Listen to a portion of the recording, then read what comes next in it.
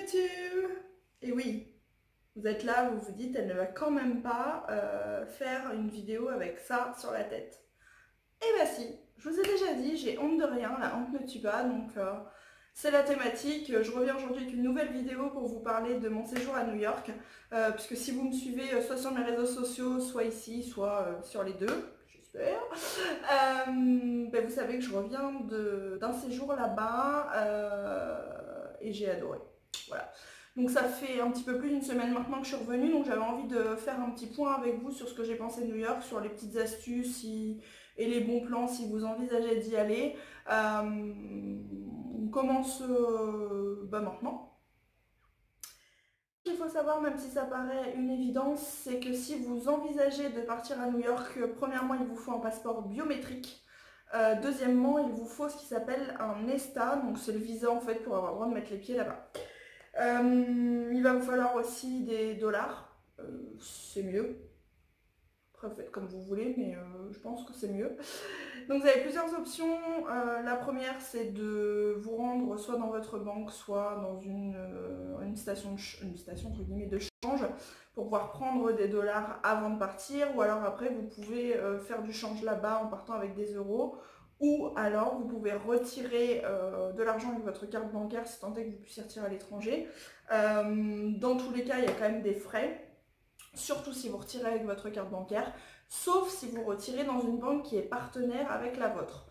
Par exemple, si vous êtes à la BNP, il faut savoir que la BNP est partenaire avec la Bank of America, donc si vous retirez de l'argent dans cette banque en Amérique, il n'y a aucun frais qui vous sont prélevés dans ce cadre-là. Donc vous pouvez vous renseigner en amont de savoir s'il y a une banque qui est partenaire avec la vôtre et puis du coup faire des retraits sur place.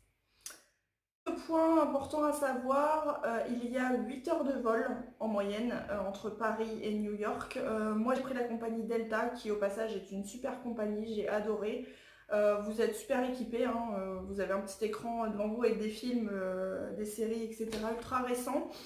On vous fournit une couverture, une tête d'oreiller, des bouchons d'oreille, un masque de nuit et des écouteurs. Donc je pense que franchement c'est plutôt pas mal, le tout neuf emballé, enfin pas de soucis. Vous arrêtez pas de manger. Et franchement pour une compagnie aérienne j'ai super bien mangé, donc voilà, c'était une petite parenthèse, mais cette compagnie là je l'ai beaucoup aimée. Si jamais ça peut servir, n'hésitez pas. Donc je vous disais 8 heures de vol, sans escale, hein, directement entre Charles de Gaulle et puis JFK, qui sont les deux aéroports concernés, vous vous en doutez. Et puis 6 heures de décalage horaire, donc c'est-à-dire que quand il est midi chez nous en France, et ben, il est 6 heures du matin à New York, donc il y a 6 heures de moins là-bas. Bon, donc quand vous arrivez là-bas, vous êtes tapé 8 heures de trajet, qu'il y a 6 heures de décalage horaire, je vous cache pas que ça pique un peu, mais bon, ça c'est le principe dès qu'on voyage et qu'on va un petit peu plus loin, voilà, faut faire avec. Il faut savoir que quand vous arrivez à l'aéroport, il y a quand même tout un tas de compagnies qui sont là pour vous proposer des taxis ou des navettes sans avoir forcément besoin de réserver, qui vous attendent juste à la sortie des passagers dans l'aéroport, et puis vous choisissez celle qui vous paraît le plus intéressante pour voilà, vous emmener directement dans Manhattan. Après vous avez possibilité, si vous avez un petit peu peur ou si vous êtes quelqu'un de prévoyant, de réserver à l'avance sur internet tout simplement, hein. Encore une fois, il y a taxi, navette un peu plus grande, parfois vous pouvez demander à l'hôtel, si vous dormez à l'hôtel, de vous envoyer une navette. Tous ne le font pas, mais voilà, vous avez plusieurs options. Nous personnellement on a pris une navette sans réservation qui était là, enfin une compagnie qui nous attendait, et ça s'est très bien passé. Concernant les logements, la vie à New York est quand même relativement chère et les logements sont ultra coûteux, donc l'hôtellerie est très coûteuse. Si vous avez la possibilité, et si c'est un souhait de votre part, vous pouvez éventuellement vous diriger vers tout ce qui est Airbnb, donc c'est-à-dire de la location d'appartements. Voilà, ça vous permet quand même de louer quelque chose d'un petit peu moins cher parce que ça passe par des particuliers. Après, chacun voit midi à sa porte. Nous, personnellement, on était dans un hôtel qui était situé dans le Midtown West, donc c'est-à-dire au milieu de Manhattan, côté ouest. On était à 10-15 minutes de Times Square, on était vraiment super bien placés. Les chambres étaient petites, mais pour le peu qu'on est resté, enfin que nous sommes restés dans les chambres, c'était largement suffisant. Et pour le coup, il y avait le petit déjeuner d'inclus, donc ça c'est pas toujours le cas non plus dans les hôtelleries, donc c'était plutôt pas mal. Le sujet, ce qui nous intéresse quand on va à New York, bah, c'est de visiter New York. C'est une ville, je pense que ça doit être la ville la plus facile pour se repérer que j'ai eu la chance de visiter jusqu'alors. En fait, elle est quadrillée. Donc vous avez les avenues dans un, enfin les avenues dans un, non, les avenues dans le sens de la longueur et les rues dans le sens de la largeur. Voilà, il suffit sur un plan de repérer où est le monument ou la chose que vous voulez visiter. Vous dites, bah tiens, voilà, c'est à l'angle de la 48e rue et de la 5e avenue. Bim, c'est quadrillé, c'est hyper facile pour retrouver ça. Je vous suggère une chose, moi j'avais téléchargé une application qui s'appelle New York JS Guide. Je vous mets une photo par là pour que vous puissiez voir à quoi ça ressemble. Cette application, elle est simplement génialissime. Je m'en suis servi tous les jours là-bas. Vous avez un plan de Manhattan, vous avez le plan du métro, vous avez tous les sites touristiques à visiter par quartier, parce qu'en fait Manhattan se divise en plusieurs quartiers, hein, donc Midtown, West, East, enfin vous avez compris. Vous avez le nord, le sud, l'est, ouest, enfin c'est découpé, c'est quadrillé. Et donc cette application par quartier vous permet de savoir quels sont les sites à visiter, les incontournables. Ça vous donne l'historique du site ou du musée ou de l'endroit que vous visitez. Ça vous explique un petit peu en quoi ça consiste. Ça vous montre où il se trouve sur le plan. Enfin, j'ai trouvé ça vraiment génial, sachant que vous n'avez pas besoin d'être connecté à Internet pour vous en servir. Ce qui est top aussi, c'est que si vous avez votre géolocalisation d'activer, vous avez aussi sur cette application-là la possibilité de voir tous les restaurants qui sont autour de vous. Et sans géolocalisation, il y a une liste par quartier aussi, hein, avec un ordre d'indication, savoir si c'est plutôt cher ou pas. Enfin, c'est une application très très complète qui est génialissime pour pouvoir préparer une visite, donc je vous la suggère vivement. Les moyens de transport, alors moi sur New York j'ai utilisé mes pieds, beaucoup mes pieds d'ailleurs, parce que faut savoir que pour visiter New York il faut s'attendre à marcher beaucoup, surtout qu'on y restait une semaine, donc pour voir un maximum de choses on a fait quand même pas mal de kilomètres, mais on a aussi utilisé le métro. Et pour le coup, le métro, moi personnellement, je ne l'ai pas trouvé super simple à utiliser. Alors vous avez plusieurs lignes, mais il faut savoir que nous en France, le métro, vous avez une rue avec d'un côté ça va dans un sens et vous traversez la rue et vous trouvez le métro qui va dans l'autre sens. Bah, là, c'est pas toujours le cas. Vous avez des métros qui sont superposés, c'est-à-dire qu'au premier étage, vous avez un métro qui descend et puis si vous descendez, vous avez un métro qui remonte. Et puis parfois sur certaines stations, en fait, les deux vont du même côté. Il n'y en a pas un qui monte et un qui descend. Les deux, par exemple, descendent, mais il y en a un qui va bifurquer à un moment donné. Ou alors vous avez, je sais pas, je vous dis n'importe quoi, la ligne bleue, ok c'est cool, mais sur la ligne bleue, bah, vous avez trois métros différents qui passent, le A, le B et le C, et puis selon lequel vous prenez, même si c'est la même station, bah, ça vous emmène pas au même endroit.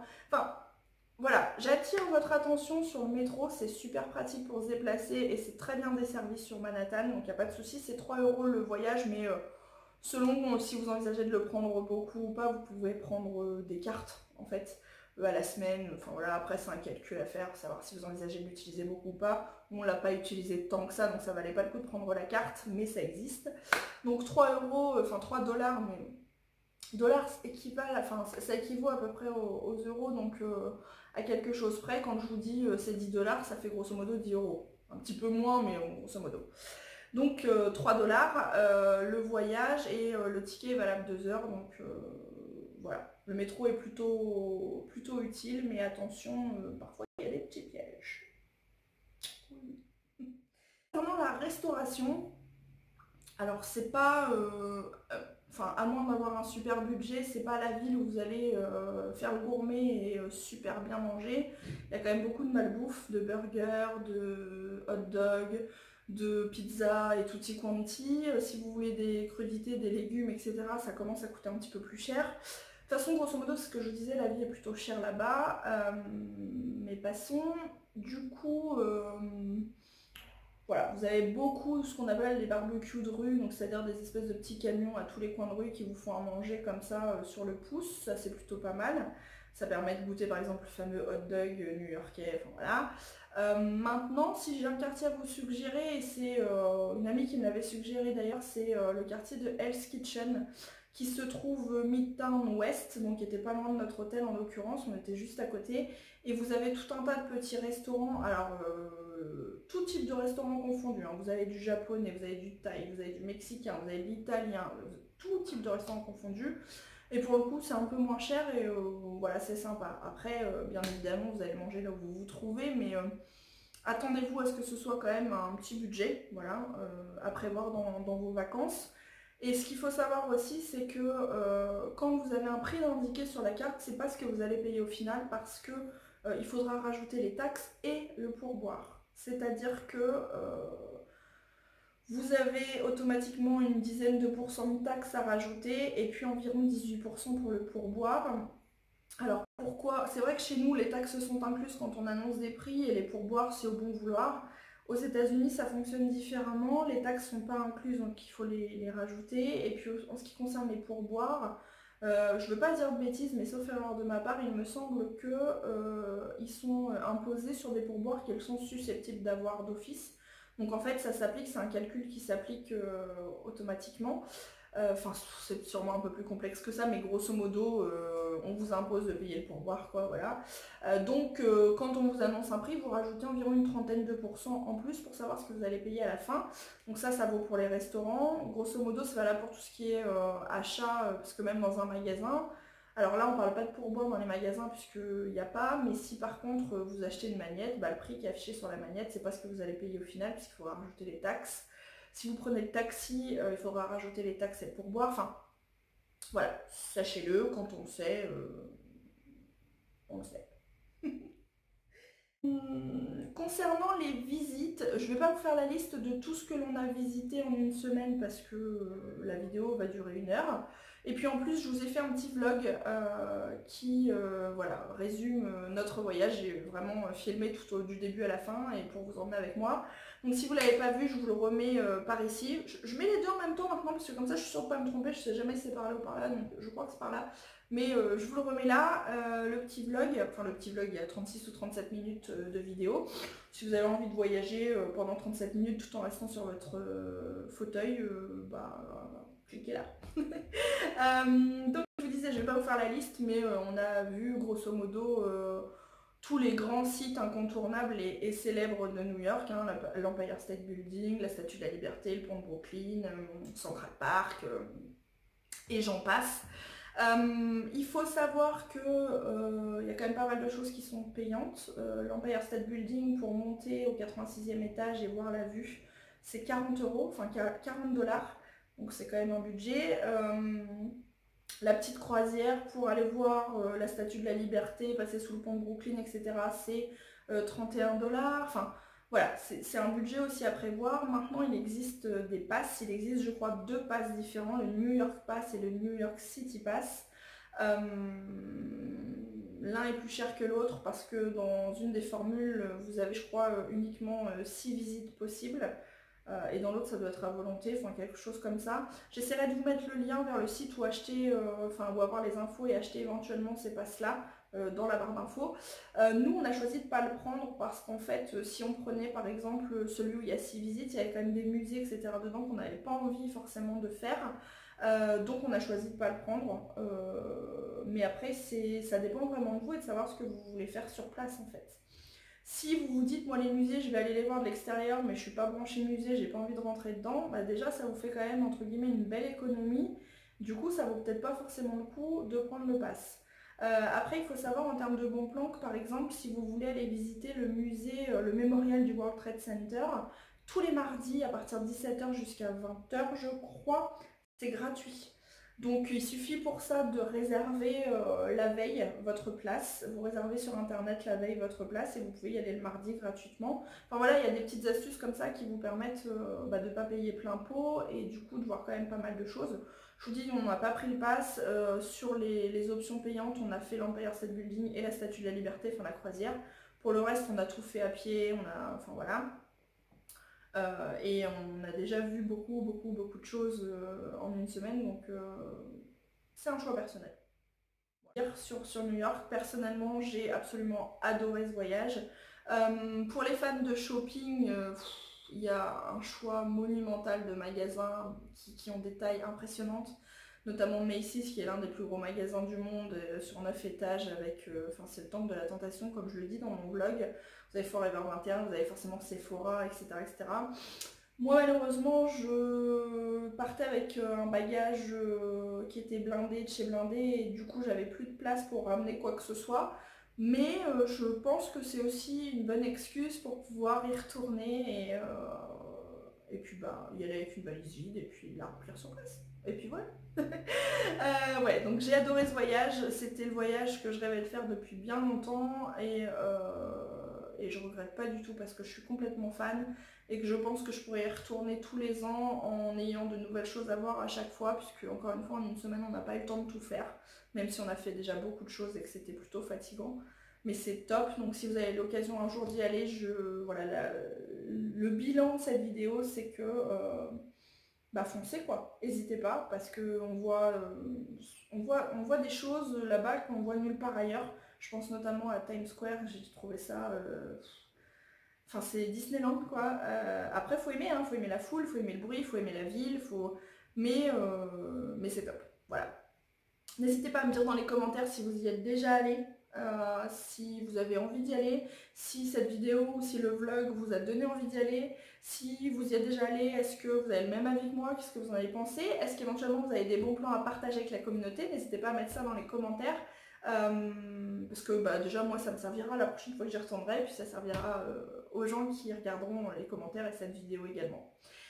Je vous mets tous les liens vers mes réseaux sociaux juste en bas, en dessous dans ma barre d'infos. N'hésitez pas à venir me faire un petit coucou, ça fait toujours plaisir. Sachant que j'ai mis quelques photos de New York sur Instagram, puisque c'est le réseau que j'utilise le plus, hein, Instagram en l'occurrence. Et puis bah, si vous n'êtes pas encore abonné à ma chaîne, n'hésitez pas à le faire en cliquant sur le petit logo qui représente mon visage en 3 exemplaires. C'est gratuit et ça fait plaisir. Je vous fais des gros bisous et je vous dis à très vite sur une prochaine vidéo. Et cette fois, je pense que ce sera sans la couronne. Des bisous.